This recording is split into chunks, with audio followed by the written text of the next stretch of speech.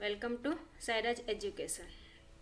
Okay, हमने start की थी series for 12th commerce, bookkeeping and accountancy. इसमें हमारा ये लास्ट चैप्टर है। ओके, अगर इसके पहले के चैप्टर्स नहीं देखे तो देख लो, आपके डिस्क्रिप्शन बॉक्स में हर एक की लिंक है। ठीक है, तो आप देख सकते हो हर एक वीडियो।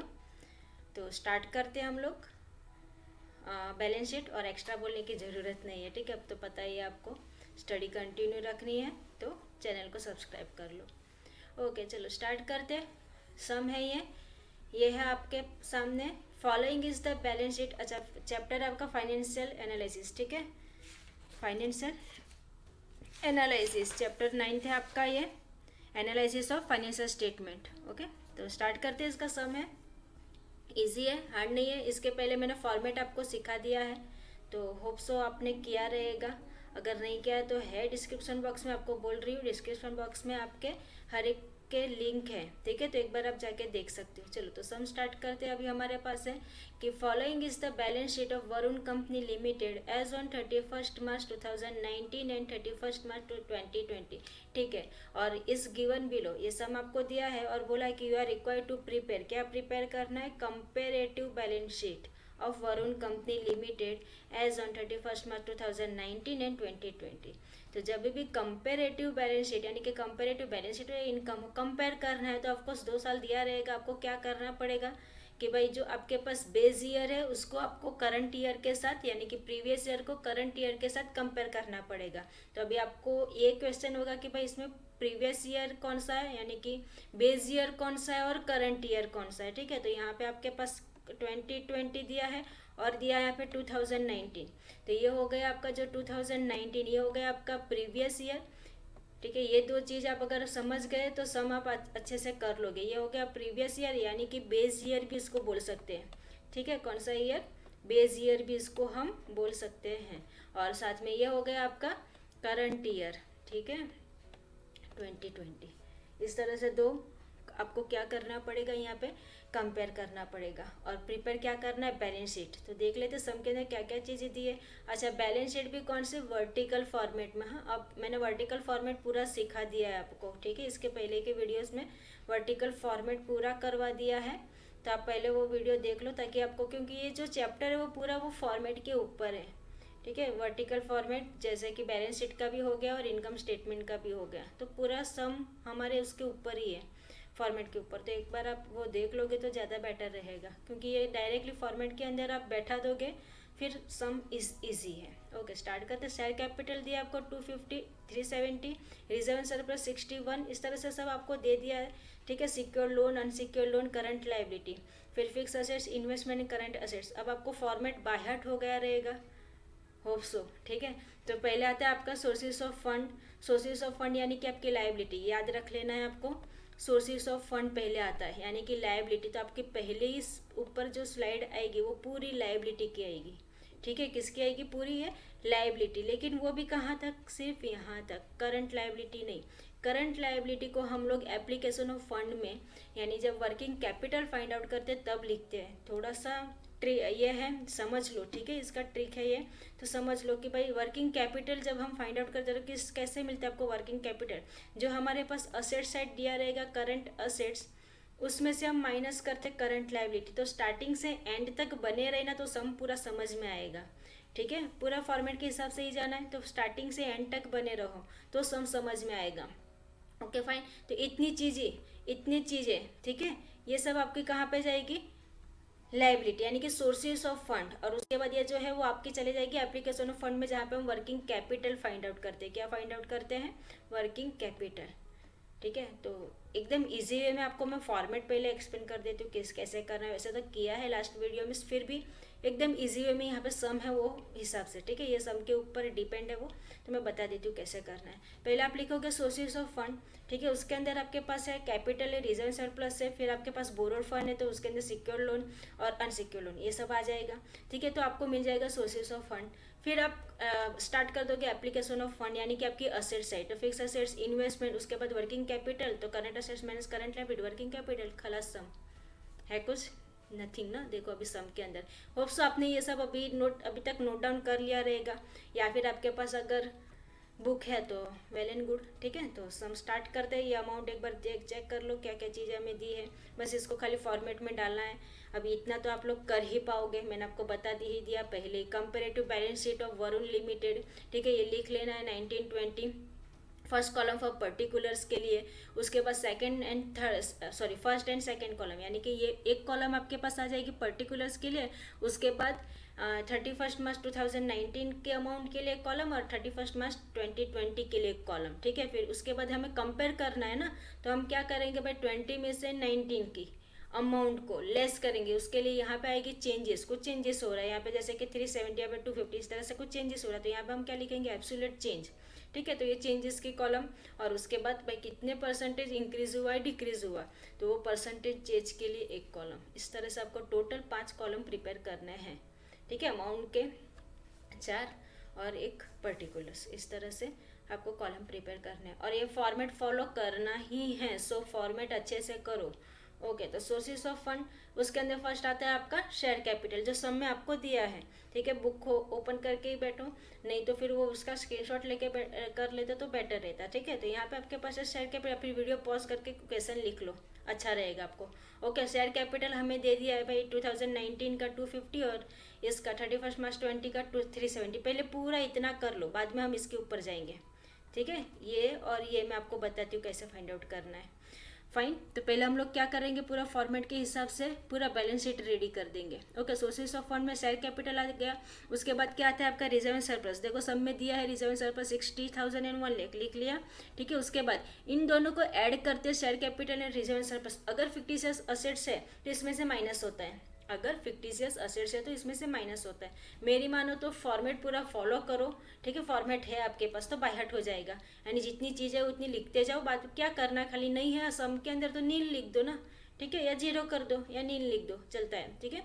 तो यहाँ पे आपके पास शेयर कैपिटल दे दिया है, रिजर्व एंड सरप्लस, दोनों को ऐड करते हो तो आपको क्या मिलता है, नेट वर्थ मिलता है, ठीक है, ये नेट वर्थ हो गया। अब उसके बाद आता है आपके पास बोरोड फंड, तो बोरोड फंड में आपके पास दो चीज़ है, secure loan and unsecured loan, ठीक है, तो ये भी लिख दो पूरा।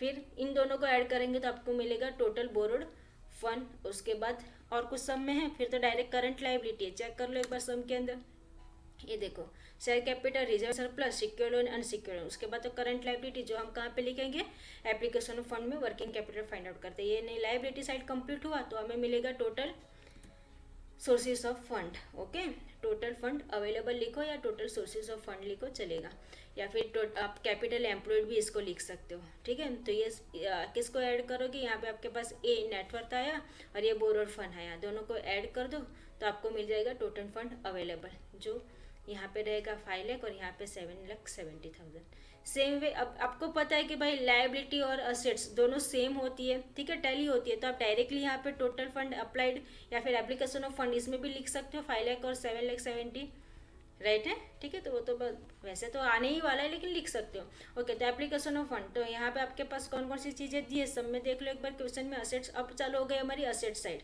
ठीक है। तो असेट साइड हमारे पास कौन कौन सी चीज़ें हैं, जैसे कि आपके पास है फिक्स असेट्स है, फर्स्ट हेडिंग होगा, फिर सेकंड हेडिंग होगा इन्वेस्टमेंट, और बाद में करंट असेट्स, इसके लिए वर्किंग कैपिटल। तो स्टार्ट करते हैं fix assets investment. Okay, application of fund fix assets दिया है आपको, ठीक है, कितना दिया है 3,50,000 और 5,70,000। वैसे ही इन्वेस्टमेंट 1,20,000 170। वर्किंग कैपिटल कैसे फाइंड आउट करोगे, करंट असेट्स में से करंट लायबिलिटी को माइनस करोगे, तो करंट असेट्स लिख दो, इतना दिया है, करंट लायबिलिटी लिख दो, ठीक है, माइनस करो तो यहाँ पे आ जाएगी ये चीज़, सॉरी ये बताती हूँ मैं, इतना लिख लो पहले, फॉर्मेट कर लो।